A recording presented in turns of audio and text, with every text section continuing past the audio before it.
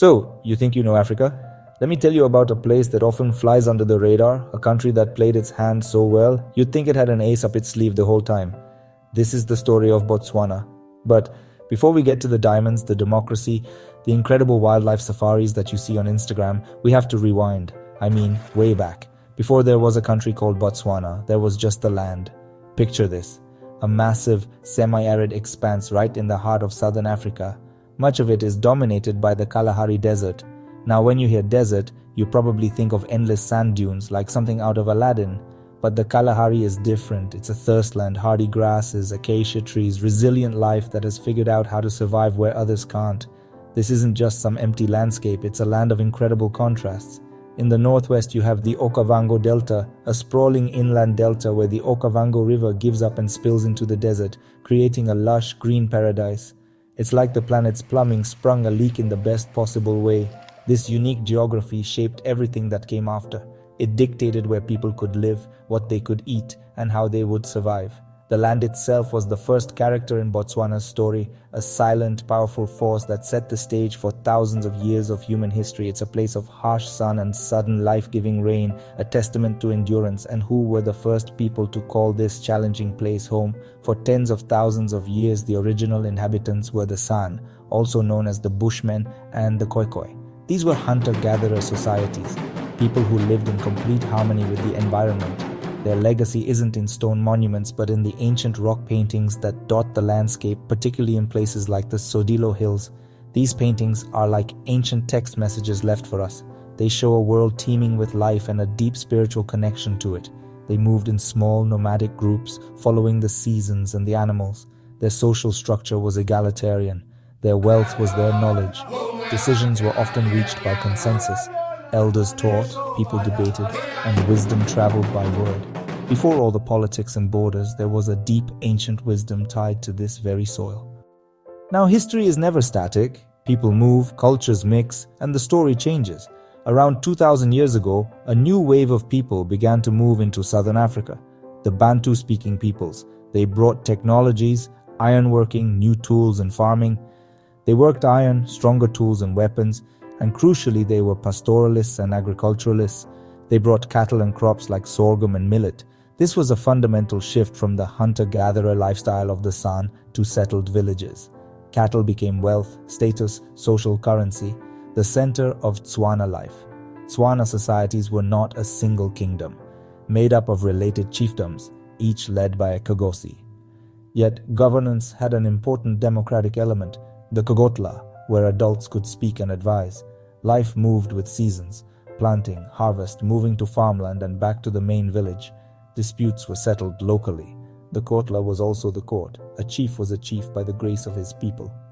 For centuries, the Tswana chiefdoms managed their own affairs. But in the 19th century, the world grew smaller. Missionaries like Robert Moffat and David Livingstone arrived. They brought the Bible, Western education, and medicine, sometimes embraced, sometimes resisted. Behind them came traders, hunters, and Boers expanding from the south, a period of turmoil called the Difakine. A domino effect of conflict and migration across southern Africa reshaped the region. Then came the scramble for Africa, foreign powers drawing lines from far away. The Tswana found themselves squeezed between Germans, Boers, and Cecil Rhodes's ambitions. They weighed a terrible choice: fight and likely be crushed, or negotiate. They gambled on British protection. In 1885, the Bechuanaland Protectorate was declared. It was a double-edged sword, protection but also benign neglect. The British treated the territory as a buffer. Many Botswana men had to work in South African mines to pay taxes. The country remained poor for decades. After World War II, the winds of change blew across Africa. Decolonization movements took hold. A new generation of educated Botswana began to imagine control of their own destiny. Central to the story is Seretse Khama, heir to the Bangwaro chieftainship and an Oxford-educated leader. His interracial marriage to Ruth Williams became an international scandal and a political crisis. Under pressure from apartheid South Africa, Britain exiled Seretse, a hard blow to his people, but his people protested. Years later he returned, renouncing his chieftainship to lead the nation instead. He formed the Bechuanaland Democratic Party and campaigned for non-racial democracy. The next chapter was about to be written. The story of how Bechuanaland avoided the worst of colonialism is one of the most brilliant diplomatic moves in African history. Three chiefs, Kama III, Sebela I, and Bathwana, decided they wouldn't go down without a fight. In 1895, they sailed to Britain to plead their case to Queen Victoria and the British public. Escorted by a missionary, they presented themselves as dignified leaders, masters of PR before the word existed. They held public meetings in churches and town halls, appealing to British morality and fair play. Public outcry forced officials like Joseph Chamberlain to reconsider Rhodes's plans. They secured a deal, lands under the Crown, not Rhodes Company, saving their homelands from corporate rule. They conceded a narrow strip for a railway but preserved their political space, a gamble that shaped Botswana's future. Under British rule, the country experienced benign neglect, very little investment, little infrastructure, few schools. Administration was run from Mafeking in South Africa. The chiefs were allowed to run internal affairs. At mid-century, Seretse Khama rose as a central figure, educated in Britain, politically astute. His exile and the Bangwato's resistance turned him into a national leader. He renounced certain privileges to lead the nation and formed a political movement for non-racial democracy. On the 30th of September 1966, the British flag was lowered and the flag of Botswana was raised. At independence, the country was one of the poorest in the world, a huge land with barely a dozen kilometers of paved road, fewer than 100 university graduates. Most people were subsistence farmers dependent on fickle rains, but Seretse Khama and Kwet Masir had a clear vision, a non-racial liberal democracy and pragmatic development. They adapted the Gotla's consultative spirit to modern governance and enshrined non-discrimination in the constitution. They chose stability, prudence, and institutions over populist shortcuts, seeds of the Botswana success story. They started to build a nation in one of the toughest places on earth. On September 30th, 1966, the British flag was lowered.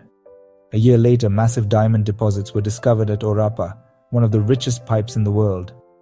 This could have been a classic resource curse: corruption, inequality, collapse. Instead, the leaders negotiated shrewdly with De Beers, creating a partnership that shared profits with the state. Diamond revenues funded schools, hospitals, roads, and basic services. Policies emphasized transparency, saving in good years, and avoiding grandiose vanity projects.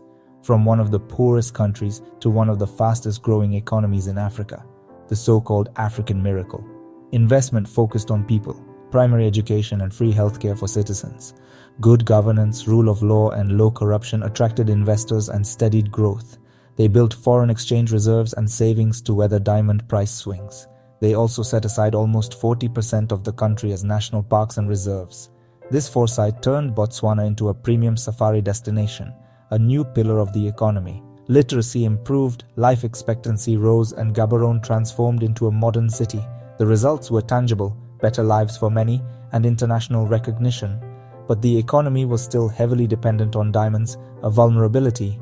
Inequality persisted and rural pockets lagged behind urban gains. Yet conservation successes, especially with elephants, became a global gift. They turned diamonds into investments in people, a rare positive outcome. No country's story is without its struggles, and Botswana is no exception. After decades of growth, new complex challenges emerged. The first crisis was HIV/AIDS. In the 1990s and 2000s, Botswana had one of the highest prevalence rates globally.